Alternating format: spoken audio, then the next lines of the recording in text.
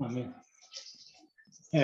부산, 경남, 울산 근역의 모든 형제 자매님들은 이러한 성경 진리 교육 과정들을 통하여 성경에 있는 진리의 모든 항목들을 하나하나 세우시고, 또한 진리를 통하여 생명 안에서 공급이 넘치시기를 원합니다.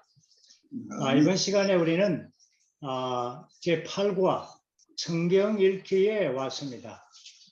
하나님께서 사람에게 주신 두 가지 큰 선물이 있습니다. 그것은 첫 번째는 밖에 있는 성경이며, 두 번째는 안에 있는 사람의 영입니다. 사람의 영은 바로 영적인 위장과도 같습니다.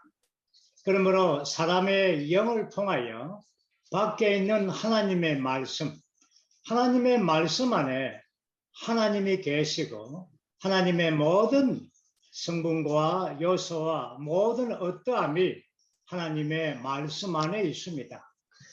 그러므로 우리는 우리의 영을 통하여 하나님을 접촉하고, 말씀을 통하여 하나님을 누리고 얻고, 그러므로서 우리의 이러한 영적인 이러한 좋은 위상을 가질 뿐 아니라 우리 온 존재, 생각, 감정과 의지와 그리고 우리의 마음의 모든 곳에 이러한 그리스도께서 거처를 정하실 수 있게 하는 것입니다.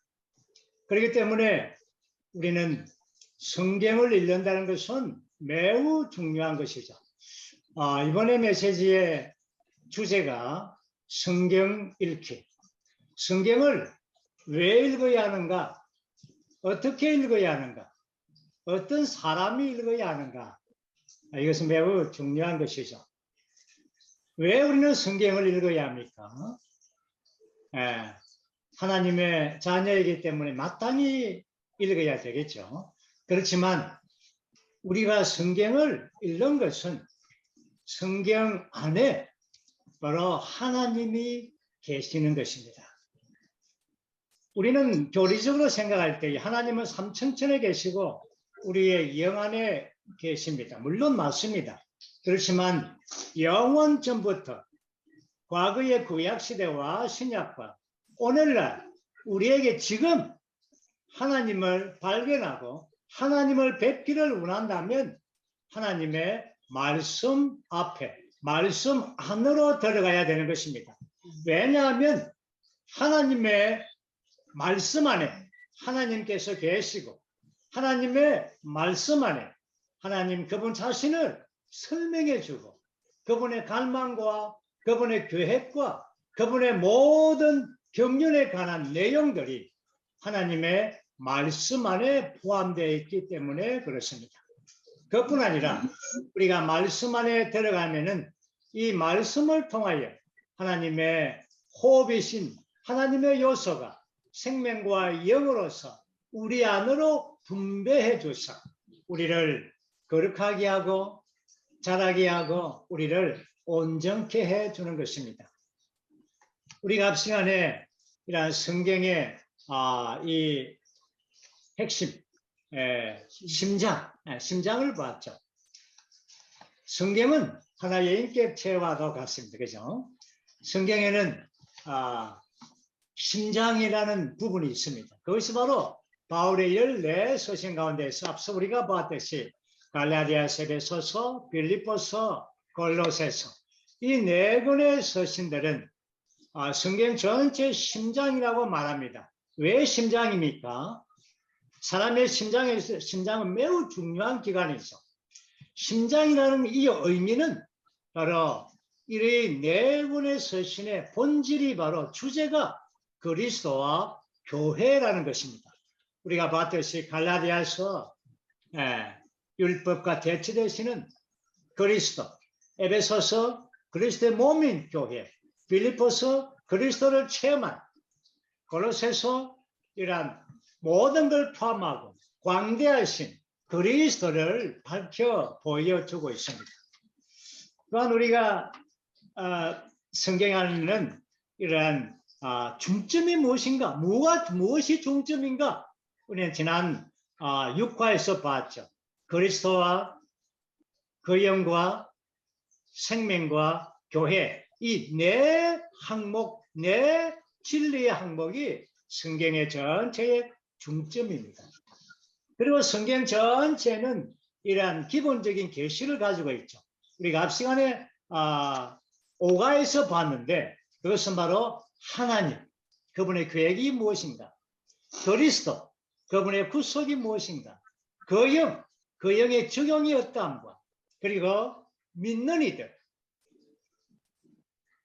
교회, 왕국, 새 예루살렘, 이 모든 것들이 다 성경의 기본 계시입니다.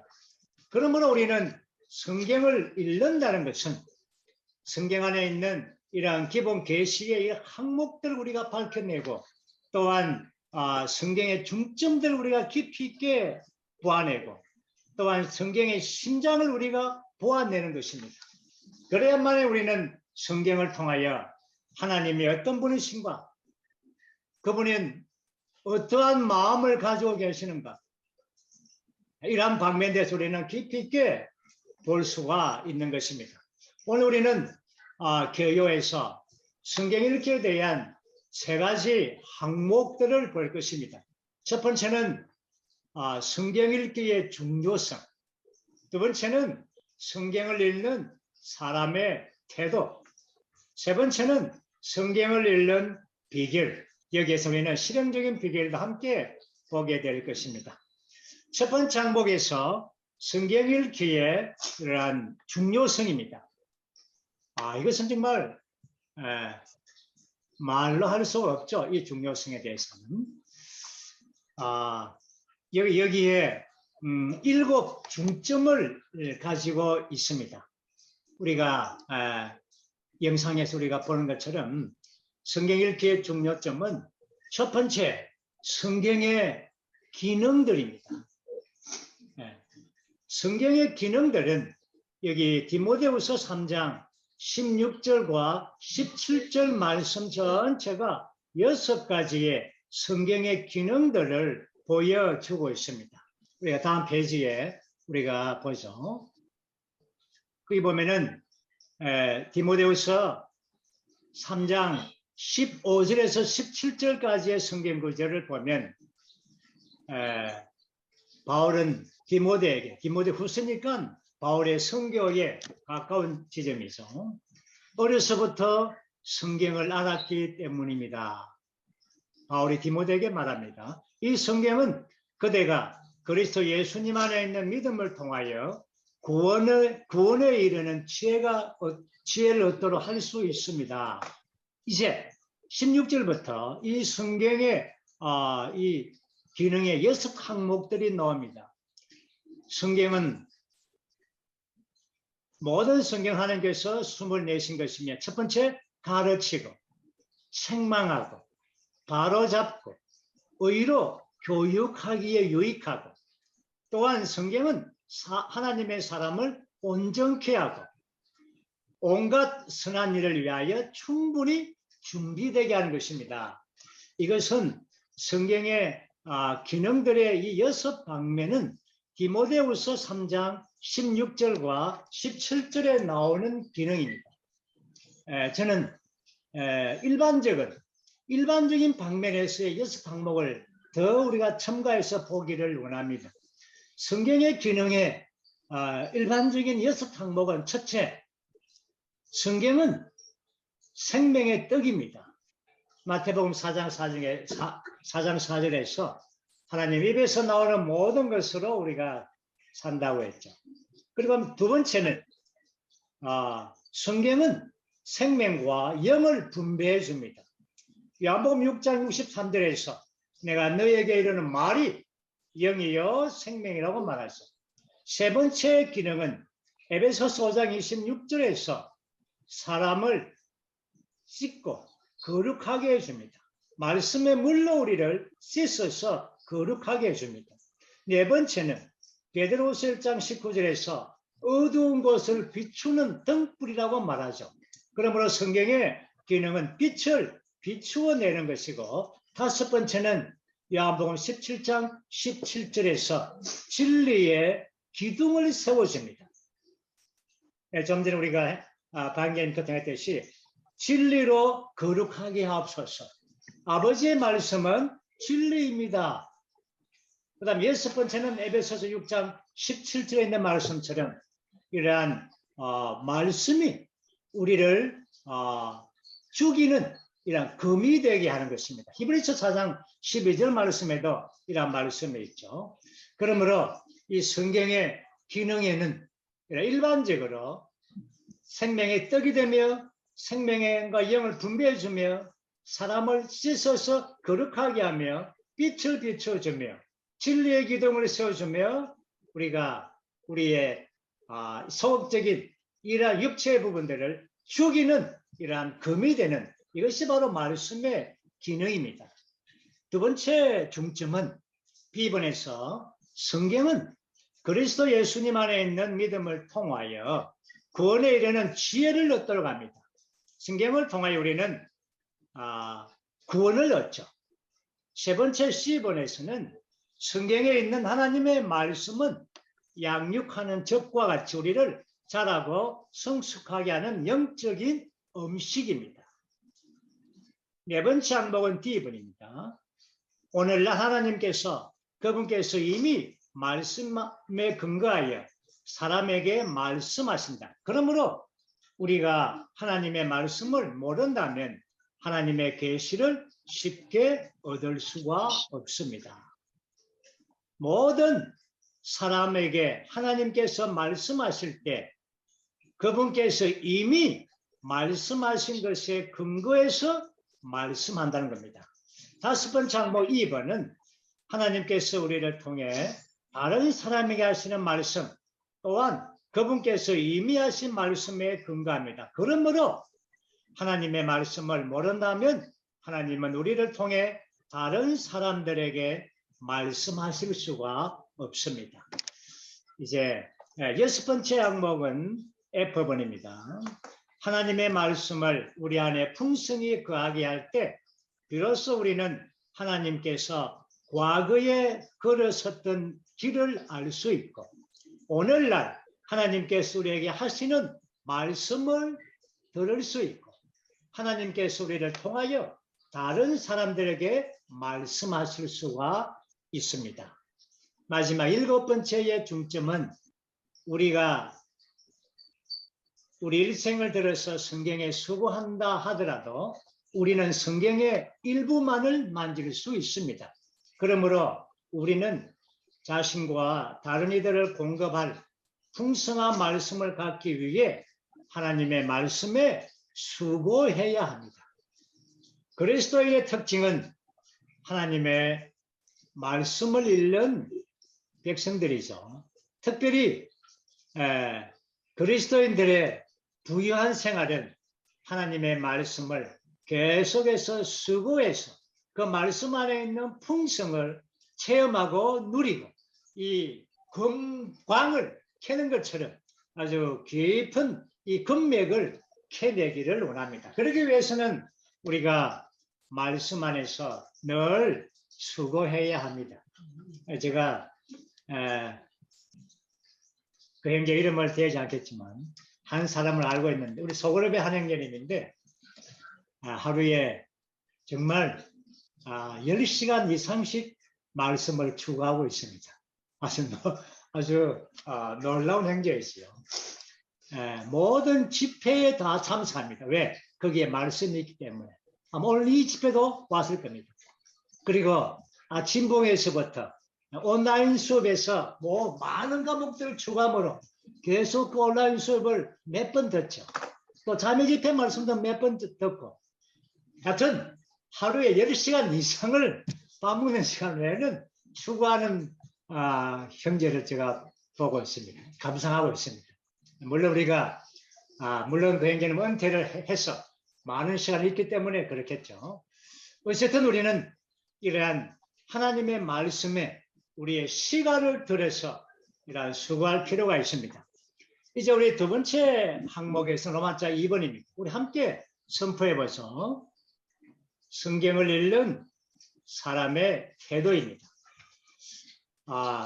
성경을 읽는 것은 우리가 그 모든 풍성들을 얻는 것입니다. 그렇죠? 그러나 성경을 우리가 읽는 사람의 태도가 있습니다. 왜냐하면 그 사람의 태도에 의해서 그 사람이 에게 얼마만큼 성경이 열려지는가에 달려 있는 것입니다. 요한일서 1장 5절 말씀에 보면 우리가 그분께 듣고서 여러분에게 전해주는 메시지는 바로 하나님은 빛이시며 그분 안에는 어둠이 전혀 없다는 것입니다. 여기에서 하나님의 말씀을 우리가 접하고 그 안에 들어갈 때마다 하나님의 말씀은 빛이십니다. 그러므로 우리는 이러한 비춤을 받기 위하여 우리의 온 존재가 열릴 필요가 있습니다. 그래서 A번에서 보면 주님의 비춤을 받을 수 있도록 우리 존재의 모든 방이 열려 있어야 합니다. 우리는 이러한 말씀 안에 빛을 받을 수 있도록 우리 자신의 모든 방들이 열려야 되겠죠.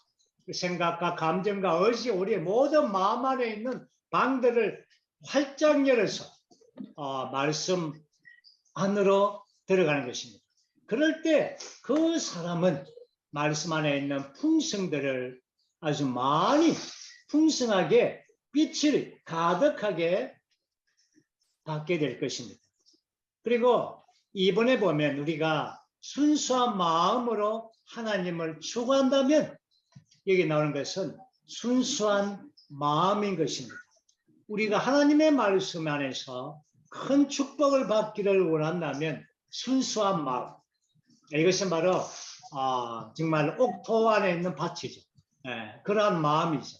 이것은 우리의 마음을 처리하는 것입니다. 절대적으로 이러한 세상의 길박과 돌박과 여러 가지 가시덤불 모든 이러한 환경들 안에서 전적으로 절대적으로 우리가 주님께 돌이켜서 우리의 마음을 주님께 전적으로 돌려드리는 것입니다. 우리가 알듯이 마음은 사랑하는 기능이죠. 주님만을 사랑하고 말씀을 사랑할 때에 우리의 마음에 완전히 거기에 들어갈 때에 우리는 이러한 말씀의 모든 풍성들을 빛들을 받게 됩니다. 그리고 3번은 우리의 온몸이 빛으로 가득하려면 우리의 눈이 반드시 단일해야 됩니다. 비둘기의 눈을 가져야 되겠죠. 사람의 몸이 1000그램의 눈은 900그램이죠. 900냥이죠. 어쨌든 눈은 사람에게 아주 중요합니다. 다시 말해서 비둘기의 눈, 이것은 말 우리의 눈이 단일하다는 것입니다. 우리의 성경 안에 우리가 말씀 안에 올 때에 모든 상황에 주변의 환경들, 많은 생각들, 이 모든 것을 다 닫아버리고 아주 단일하고 단순하게 하나의 시선만 바라보고 말씀을 대하는 것입니다. 그리고 이제 두 번째 중점은 B번이죠. 우리는 사역의 말씀을 통해 주님에게서 빛을 받아야 합니다. 사역의 말씀을 통해 우리가 열왕기상하 결정의 말씀에서 열왕기하 4장에서 거기에 독이 든 야생박을 우리가 배웠습니다. 독이 든 야생박에 죽을 끓여서 그렇지만 거기 독이 들었죠. 근데 거기에 가루를 넣어서 그 독 성분을 이제 제거하는 것을 봅니다. 이것은 바로 이러한 이 바리새인들의 누르, 이 다른 가르침들, 이러한 것들에 대하여 우리는 아주 돌아서고 이러한 기독교 안에 이러한 영적인 서적들, 이러한 가르침들, 이러한 것들은 대부분 다 독이 든 야생 박과 같습니다. 우리는 사역의 말씀, 바로 하나님의 신약 경륜의 말씀, 사도들의 가르침, 바울의 완성하는 사역의 말씀, 이 시대의 사역의 말씀 안으로 우리 모두가 다 전적으로 깊이 들어가야 합니다. 창세기 6장 16절 말씀 보면 이러한 방주에는 하늘을 향한 하나의 창문만을 가지고 있습니다. 이것은 바로 하나님의 경륜과 하나님의 교회 안에는 오직 하나의 창문, 하나의 계시, 하나의 이상만 있는 것입니다. 그러므로 우리는 이 사이의 말씀을 통하여 전달된 시대의 이상을 따라 하나님을 섬겨야 되는 것입니다. 정말 우리가 이러한 시대의 사이의 말씀 안에 우리 온 자신을 우리가 드려야 되는 것입니다. 시본에서 우리는 자신을 겸손히 낮추어 우리 자신에 대해 확신을 갖지 않고 주님을 앙망하며 긍휼을 구해야 하는 것입니다. 우리가 정말 성경은 아주 놀라운 책이고 아주 금광이 가득한 책이지만 그러나 우리가 말씀 앞에 나올 때마다 우리는 겸손해야 됩니다. 주님께 긍휼을 구할 때에 하나님께서 우리에게 빛을 비추어서 성경 안에 있는 모든 부유함을 청량할 수 없는 그리스도의 모든 풍성들을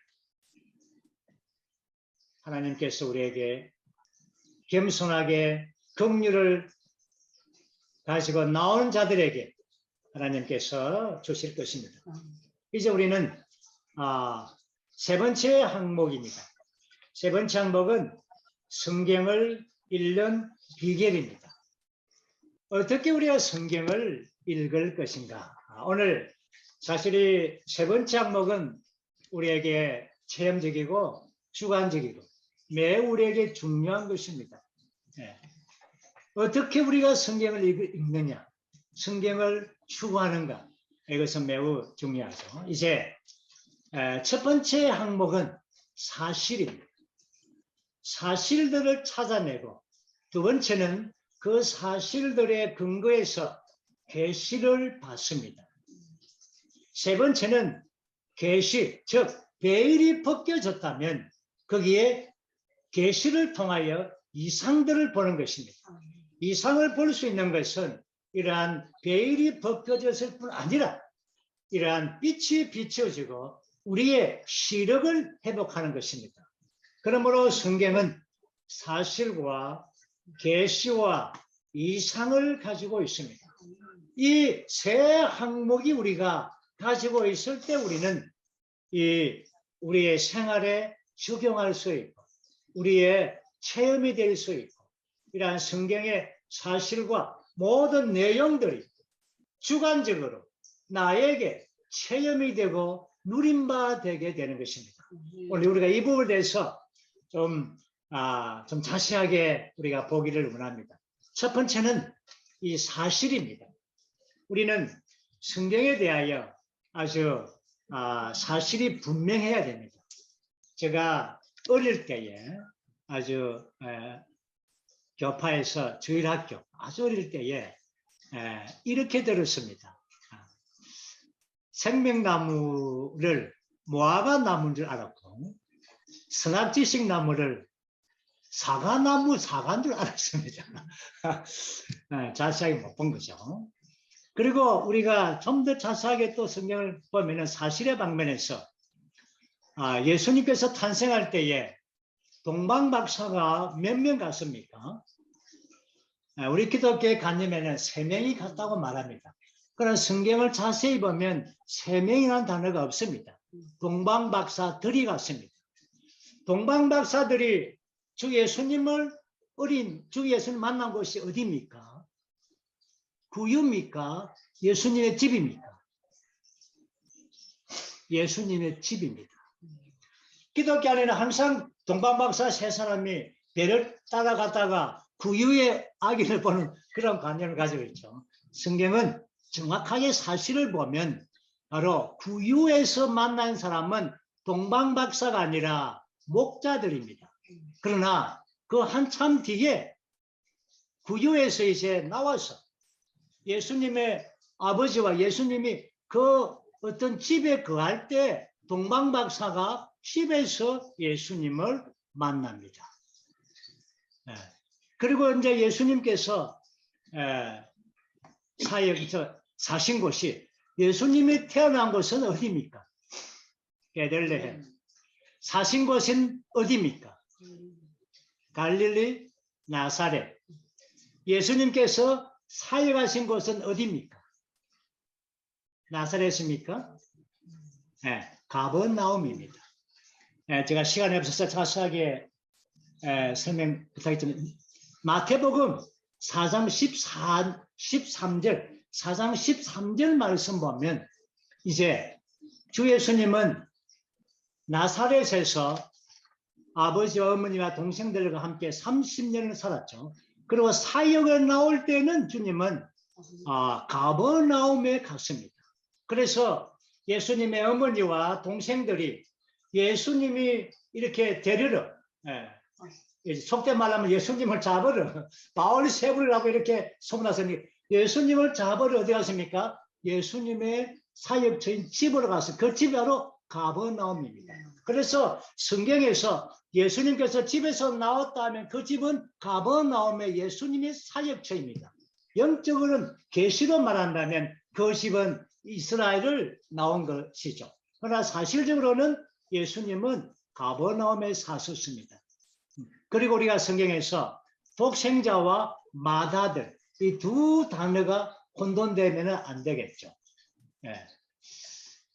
그리고 아주 이 성경의 사실, 그 다음에 계시, 성경에는 이 사실을 분명하게 볼 수 있는, 가장 사실을 잘 볼 수 있는 성경책은 어떤 책입니까? 회복력입니다. 다른 성경에는, 우리 개역 성경에는 쉽게 말해서 예수님께서 세례를 받으시고, 세례를, 그러나 정확한 단어는 침례이죠. 사실적으로는 세례가 아니라 침례입니다. 어쨌든 성경에는 사실에 대한 분명한 것이 바로 회복력 성경입니다. 헬라어의 원문에 아주 가깝게, 최고에 가깝게 쓴 이러한 사실의 글이 회복력이죠. 그 다음에 두 번째는 사실을 보았다면 우리는 계시를 우리가 보아야 됩니다. 계시는 무엇입니까? 계시는 바로 우리의 영 안에서 우리가 그분의 영을 통하여 우리의 이 베일이 벗겨지는 것이 바로 계시를 보는 것입니다. 우리는 계시를 보도록 훈련받을 필요 있죠. 그런 다음에 이제 빛이 오고 우리의 시력이 열리면 이상을 보게 됩니다.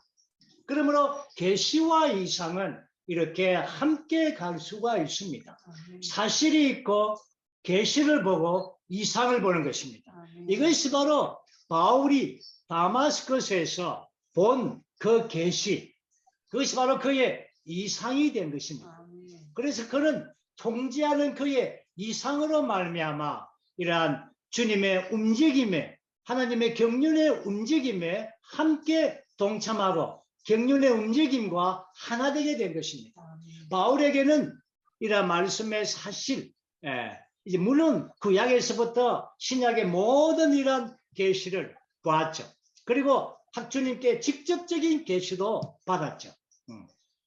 그리고는 바울은 그의 생활에서 적용을 아주 담대하게, 우리 앞에서 보한 것처럼 빌립보서가 바로 그리스도를 체험하는 이러한 사실과 계시와 이상의 모든 방면들을 바울이 체험해낸 책이 바로 빌립보서입니다.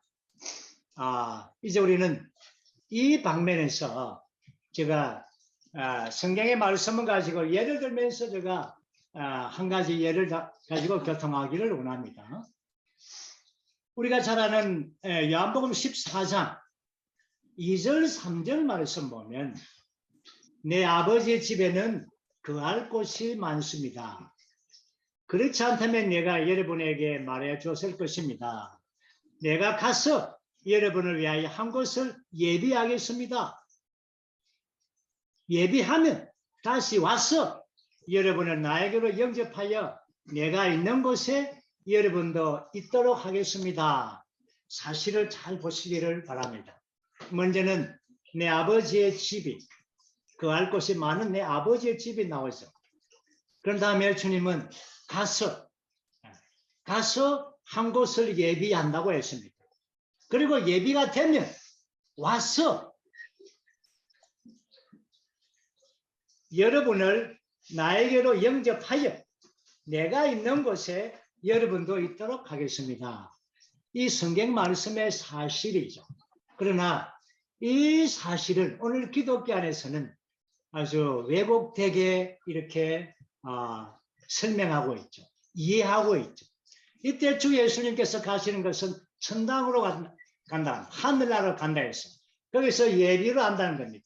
어떤 맨션을 예비로 와서 주님께서 와서 그분의 재림 때에 와서 이제 우리를 데리고 주님이 있는 그 맨션, 그 천국을 데리고 간다. 이렇게 이 사실을 그렇게 이해를 하는 것입니다.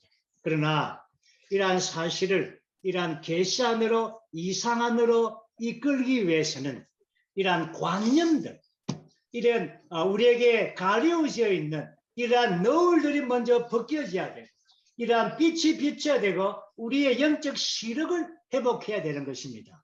그럴 때에 이러한 내 아버지의 집에, 이것은 바로 요한복음 2장에서 말씀한 또 내 아버지의 집에 단어를 썼습니다. 동일하게 그것이 바로 성전이죠. 이 성전을 헐어버리라. 내가 3일 만에 세우리라.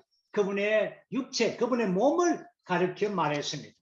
그러므로 우리는 여기에 내 아버지의 집에 거할 곳이 많다고 할 때 이것은 바로 하나님의 거처인 바로 수많은 지체들을 말하죠.